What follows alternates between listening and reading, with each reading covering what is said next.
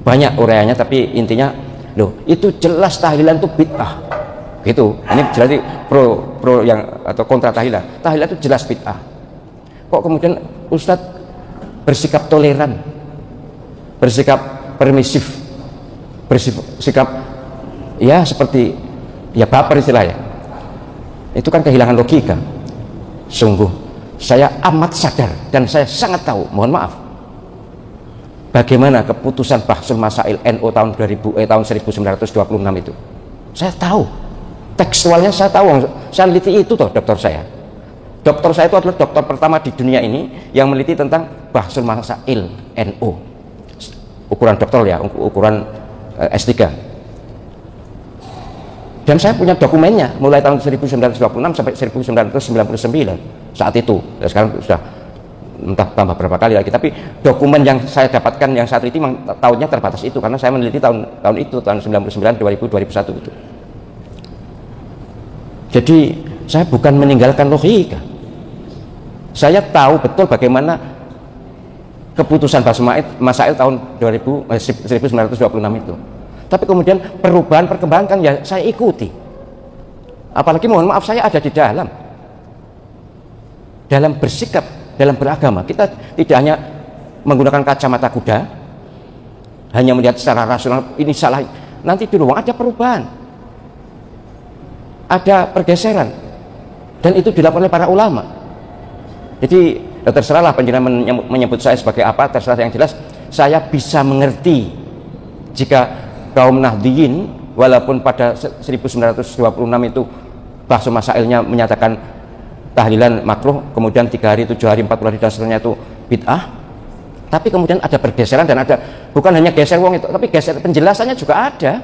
Kalau penjelasan membaca secara keseluruhan akan bisa mengerti itu.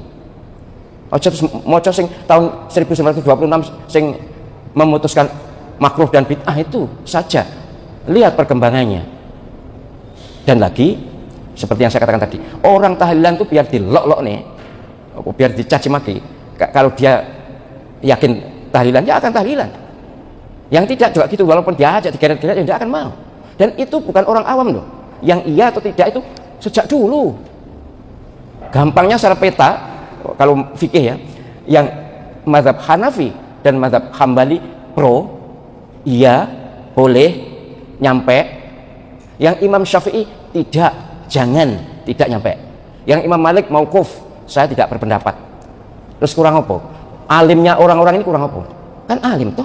Jadi sudahlah, kita ini ngerumangsani, Mas, merasa bahwa kita ini ya tidak sealim beliau-beliau rahimahumullah.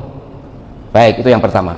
Yang kedua, kosok wali itu sebaliknya. Ustadz kok lunak sekali terhadap tahlilan, kan ya sing kamu saya dikatakan baper, ini kok lunak, padahal jelas bid'ah. Ya kode penjelasan saya sama ya kalau gitu, ini bahwa saya bukan soal lunak tidak lunak. Beragama itu di samping pemahaman akal juga perasaan, penerimaan hati. Kebenaran harus kita pegang berdasarkan rasio, tapi bagaimana ketenangan juga penting. Yang terpenting bukan melanggar, dan kata bid'ah dan makruh itu bergeser karena adanya pemahaman. Bukan saya yang bergeser, tapi di Jam'iyah NU sendiri keputusannya memang berubah, dan itu wajar.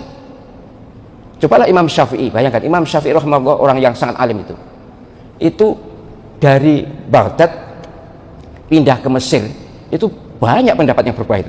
Namanya kalau yang di Baghdad qaul qadim, pendapat lama, yang di Mesir pendapat qaul jadid, pendapat baru. Banyak sekali, bahkan pendapat lama itu tinggal 17 masalah, yang lain-lainnya sudah berubah.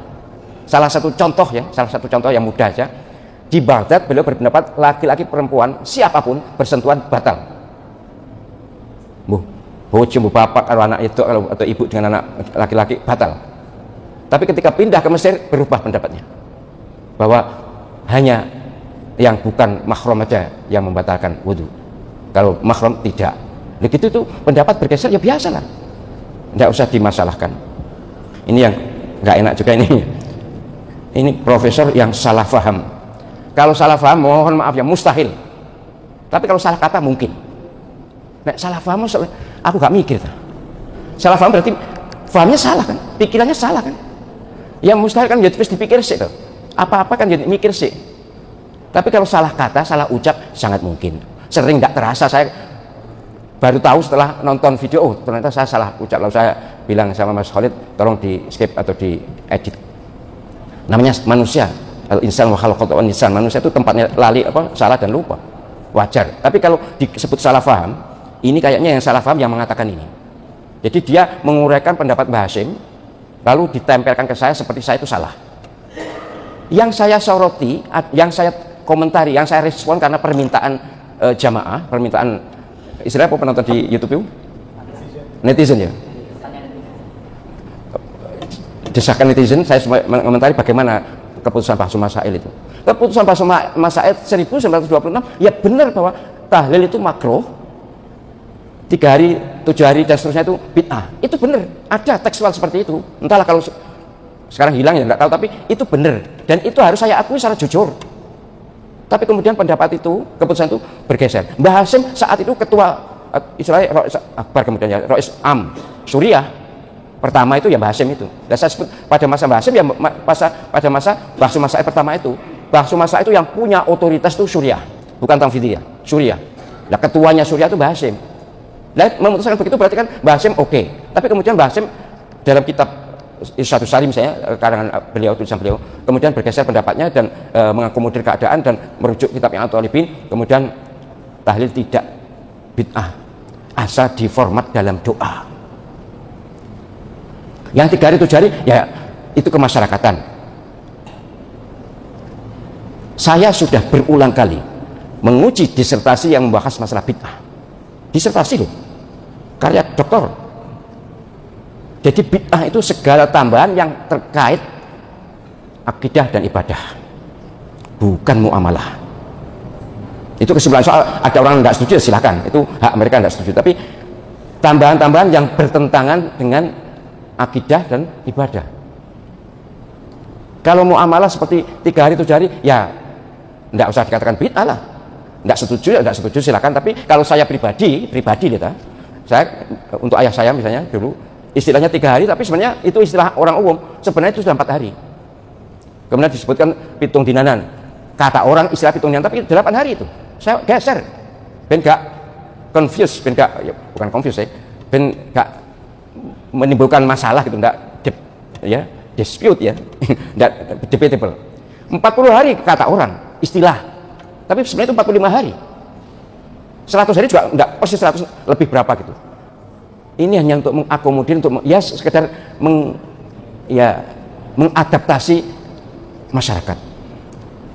Ya seperti dicing dulu, Masjid Al-Qadar masih lama dulu. Sekedar beduk wong-wong akeh sing gak gelem rene. Karena beduk saya turunkan dulu. Awal-awal itu, awal masjid ini jadi ada beduk kok elek, tak pikir timbang elek-eleki dukne. Enek jamaah sing akhirnya pindah tempat, gak mau ke sini. Saya tahu, saya dengar kabar, wis pasang meneh, pasang ya marane. Lha ngono ki. Itu kan soal kebijakan berdakwah.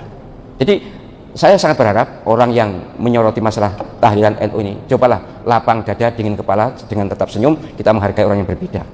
Sekali lagi, soal tahlilan sudah selesai dibahas berapa kali pun, yang tahlilan tetap tahlilan, yang tidak mau tahlilan juga tidak akan mau tahlilan. Jadi timbang tukaran, timbang lok-lokan, ya sudahlah, kita saling memaklumi. Soal benar tenanan atau salah tenanan, benar-benar atau salah benar, ya lengarani ya. Soal benar sesungguhnya benar atau salah sesungguhnya salah itu nanti di akhirat sudah. Di padang mahsyar kita sama-sama tunggu. Sekarang ya sudahlah, kita saling maklum. Wes kedawan itu masalah tahlilan ki ya. Jadi tolong kepada yang mengomentari saya, komentar dengan bahasa apapun, saya maklumi dan saya maafkan. Enggak usah netizen atau mohon maaf para penggemar saya itu yang ngocok-ngocoki. Para penggemar saya itu enggak terima kalau saya dilokne itu enggak terima. Aku lo terima. Jadi tenang saja ya para muhibbin ya, para pecinta atau follower enggak usah protes ya, sudah biarlah, sudah mereka nanti akan dewasa sendiri, akan menggunakan kata-kata yang lebih santun lah ya. Jadi sekali lagi, kata apapun saya terima dan saya maafkan.